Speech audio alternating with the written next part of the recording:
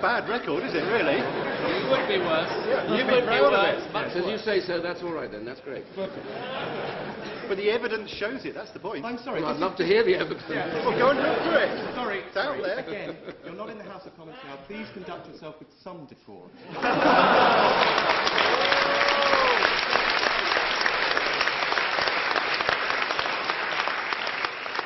What I'm saying, and this is actually rather similar of the Conservative Party of this day, they tend to make unsubstantiated announcements. For example, well, let's look, George Osborne's the prime example. George Osborne stands up and attacks Tony Blair, or attacks Gordon Brown, when Gordon Brown was Chancellor, stood up and said about Gordon Brown, you're a roadblock to reform, despite the fact that Gordon Brown was one of the fundamental reasons for the reforms that this government has introduced.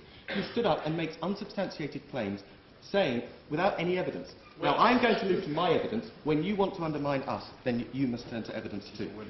What I'd say is this, that the NHS has improved hugely under this government. How can you tell?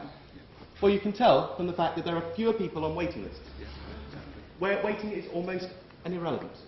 You can tell by the fact that there are fewer people dying from cancer deaths, fewer people dying from heart disease, and fewer people dying in general because of the improved medical facilities in this country. The Conservatives will tell us that this government wants to shut hospitals. In the area in which I live, this government does want to shut hospitals. The reason it has done is because they were decrepit. Yeah. The reason it's done so is because they were appalling. Trust me, I was born in one. It was a former workhouse, which had been converted, and most of it was sort of prefab huts outside. What this government has done is knock that down. It's knocked down 4 hospitals. Point of information. Just let me finish the point and I'll come to you. It's knocked down 4 hospitals, which were failing, and it's replaced them with one new hospital that has a state-of-the-art burns unit, state-of-the-art medical facilities of all types, for cancer, for heart disease. Now, I accept that there are reasons, that there are trends that heart disease isn't solely related to this government. But I tell you, if you tell me that if you say that improved hospitals is not a major reason for that, then I simply don't believe you. Because this government's improvements in the hospital facilities of this country has made a huge difference.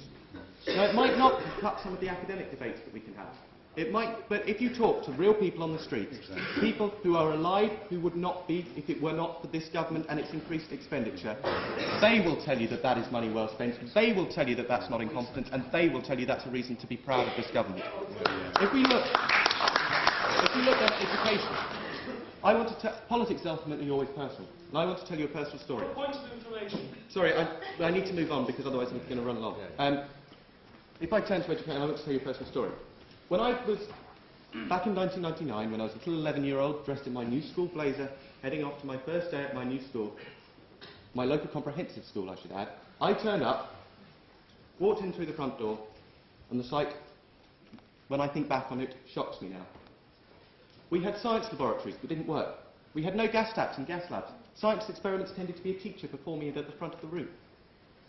Under this and we had home economics rooms where ovens didn't work. We had facilities that were decrepit and failed.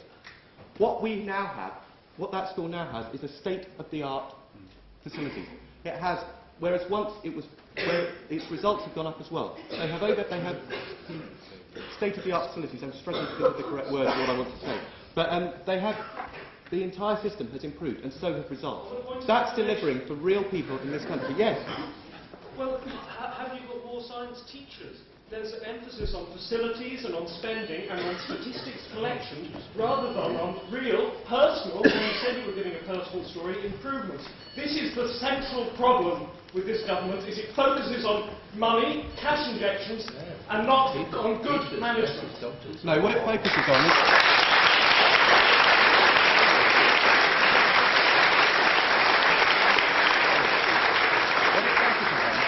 What it focuses on is delivering, and it is delivering. If you look at, as I say, if you look at the facilities today, if you're telling me that there would be fewer teachers working in this country today, that because we've got better schools, if you're saying that there would be fewer teachers there would be more teachers under a Labour government, then I simply don't see your logic. Because under this government, teachers' pay has gone up, provisions have improved, and results have gone up. Now that's delivering, and like the health service reforms, it's delivering for the people that really matter. The government, the people, the taxpayers, our people, the people who voted us into office and the people who we serve. That's who's benefiting from this government's reforms. That's why we should have confidence in this government. But I've been told to wrap up, so I'll just move to Wise instruction.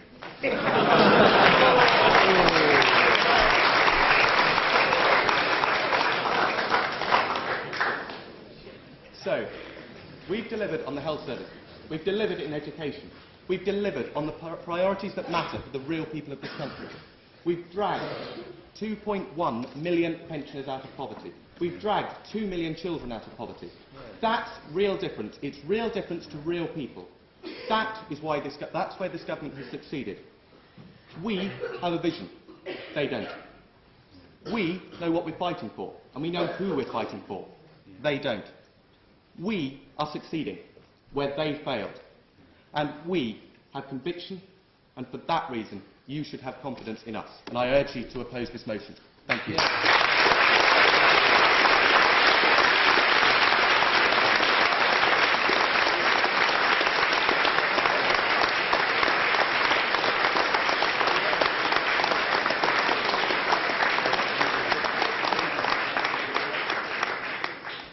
Thank you so much. And that draws to an end this debate. In a moment, you'll have your own opportunity to have your say by walking through the division lobby. Before that, I'll remind you, shut up and dance tomorrow. Tours of the building on Saturday, and on Sunday after film. The week's not over yet at the Union. Thank you all so much for coming, and now's your opportunity to vote. Ayes to the right, noes to the left, and abstentions down the centre. Thank you very much.